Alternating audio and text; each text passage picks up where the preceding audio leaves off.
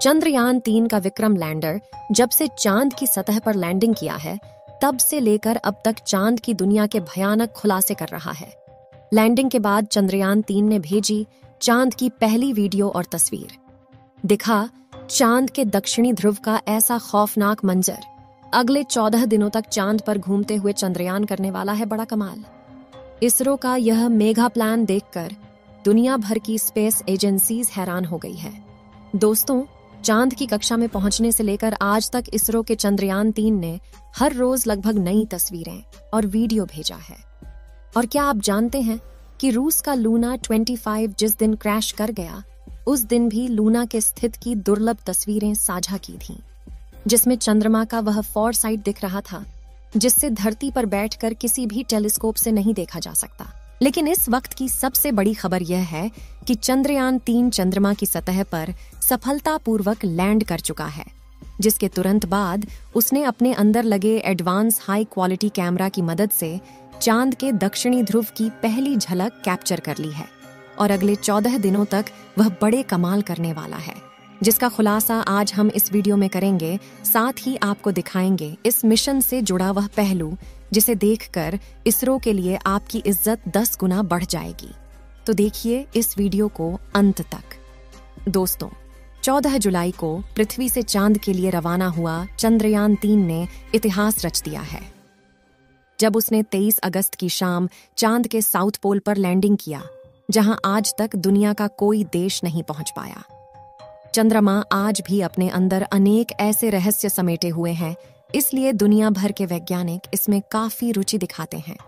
इसी बीच इसरो की तरफ से बहुत ही बड़ी गुड न्यूज आ रही है कि चांद पर लैंडिंग के बाद चंद्रयान-3 के विक्रम लैंडर की कंडीशन बिल्कुल ठीक है, और इसलिए चंद्रमा पर रिसर्च करने के लिए अपने प्रज्ञान रोवर को चांद की सतह पर खुला छोड़ दिया है। और ये रोबोट अगले 14 दिनों तक चांद के बहुत बड़े खुलासे करने वाला है।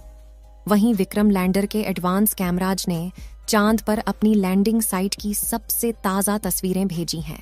इन लेटेस्ट फोटोज में सूरज की रोशनी को रिफ्लेक्ट करके चमक रही चांद की खूबसूरत सतह को साफ साफ देख सकते हैं। साथ ही यह भी देख सकते हैं कि चांद की सतह कितनी ज्यादा ऊबड़ खाबड़ है, जिसका यह हाल लंबे समय तक उल्का पिंडों की बारिश की वजह से हुआ है। वहीं लैंडिंग से ठीक पहले विक्रम लैंडर पर लगे लैंडर पोजीशन डिटेक्शन कैमरों ने चांद की कई कमाल की फोटोज खींची थीं। और इसरो द्वारा शेयर की गई इन तस्वीरों में आपको कुछ नाम लिखकर दिखाई दे रहे होंगे, क्योंकि चंद्रमा पर मौजूद बड़े बड़े इम्प्लांट फ्लैट है, जो यहाँ से तो हमें केवल कद्दू की तरह दिखाई दे रहे हैं। लेकिन चौंकाने वाली बात यह है कि इन्हीं रहस्यमय गड्ढों के नीचे 1-2 किलोग्राम नहीं, बल्कि पूरे 10 करोड़ टन पानी मौजूद हो सकता है, और कई बेशकीमती खनिजों का भंडार हो सकता है, जिसका रिसर्च करने के लिए विक्रम ने अपने प्रज्ञान रोवर को रवाना कर दिया है। तो चंद्रयान-3 के रिसर्च मिशन के ऑब्जेक्टिव क्या है, और ये अपने रिसर्च के दौरान चांद के किन किन रहस्यों से पर्दा उठाने वाला है, जिससे नासा और रूस को भी जलन होने लगी है। आइए जानते हैं दोस्तों। विक्रम लैंडर पर कोई चार्ज नहीं लगेगा, यानी कि लैंडिंग के बाद अब वो अपनी जगह पर खड़ा होकर चंद्रमा पर सर्च करेगा, जिससे यह चांद के पतले वातावरण के अंदर मौजूद प्लाज्मा पार्टिकल जारी करेगा। दिन और रात में चंद्रमा की सतह के बदलते तापमान की जांच करेगा, अपनी लैंडिंग साइट के आसपास आने वाले भूकंप की गति और तीव्रता की स्टडी करेगा, और सतह के नीचे लेजर फेंककर सरफेस एलिमेंट्स की जांच करेगा, जिसके लिए इसके अंदर 4 पेलोड उपकरण लगाए गए हैं। जबकि चंद्रयान-3 का प्रज्ञान रोवर अपने टायर्स की मदद के चलते हुए चांद के दूर दराज इलाकों की तरफ रवाना हो चुका है, और चलते चलते इसने इसरो को भी चांद का डेटा भेजना शुरू कर दिया है। आपको बता दें कि प्रज्ञान रोवर में लेजर इंडक्टेड ब्रेकडाउन स्पेक्ट्रोमीटर और अल्फा पार्टिकल एक्सरे स्पेक्ट्रोमीटर जैसे 2 पेलोड उपकरण लगाए गए हैं, जो कि लेजर की मदद से चांद की सतह के अंदर तक जाएंगे और सतह के नीचे मौजूद पानी का पता लगाएंगे। साथ ही यह चांद की मिट्टी और चट्टानों में मौजूद मैग्नीशियम, एल्युमिनियम, क्रोमियम और सिलिकॉन जैसी कीमती खनिजों को भी खोज निकालेंगे, और इस रहस्यों से पर्दा उठाएंगे कि आखिर जान के अंदर क्या छुपा हुआ है। यानी अगर अपने इस मिशन में विक्रम लैंडर और प्रज्ञान रोवर ने चांद पर किसी कीमती खनिज या पानी का भंडार खोज लिया तो यह इतना बड़ा कामयाबी होगा कि भविष्य में जब भी चांद का नाम लिया जाएगा तो इसके साथ ही इसरो और भारत का नाम भी जोड़ा जाएगा।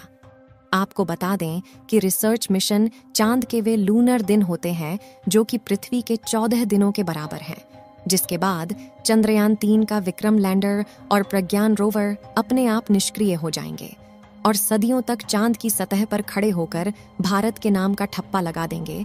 ऐसा इसीलिए क्योंकि इसरो ने वापस लाने का कोई प्लान नहीं बनाया है।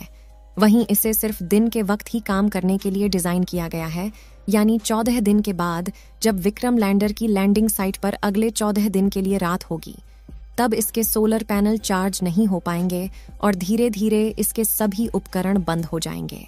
हालांकि यहाँ गौर करने वाली बात यह है कि इसरो के मिशन का सबसे महत्वपूर्ण लक्ष्य चांद की सतह पर सॉफ्ट लैंडिंग करना था। मगर ये सवाल आता है कि चांद पर लैंडिंग करना इतना मुश्किल क्यों है?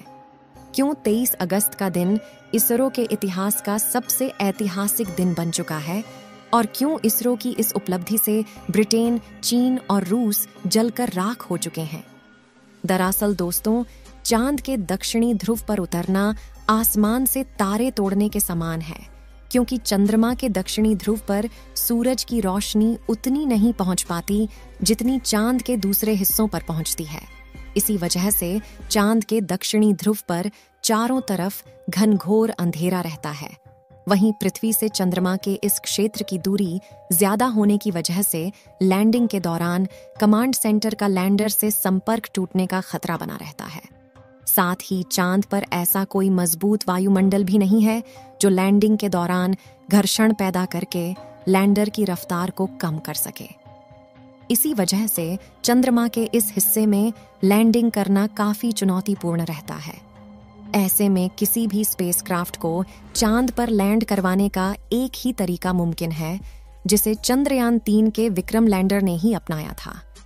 इस तरीके में लैंडर को चांद की सबसे छोटी ऑर्बिट में अपनी न्यूनतम ऊंचाई वाले बिंदु तक ले जाया जाता है, जो कि 20 से 30 किलोमीटर के बीच होता है, जिसके बाद लैंडर अपनी कक्षा छोड़कर चांद की सतह पर उतरने के लिए रवाना होता है और नीचे पहुंचने के दौरान अपने थ्रस्टर्स का इस्तेमाल करना शुरू कर देता है, जो विपरीत दिशा में फोर्स लगाकर इंजन ब्रेकिंग का सहारा लेते हुए स्पेसक्राफ्ट की रफ्तार कम करते हैं।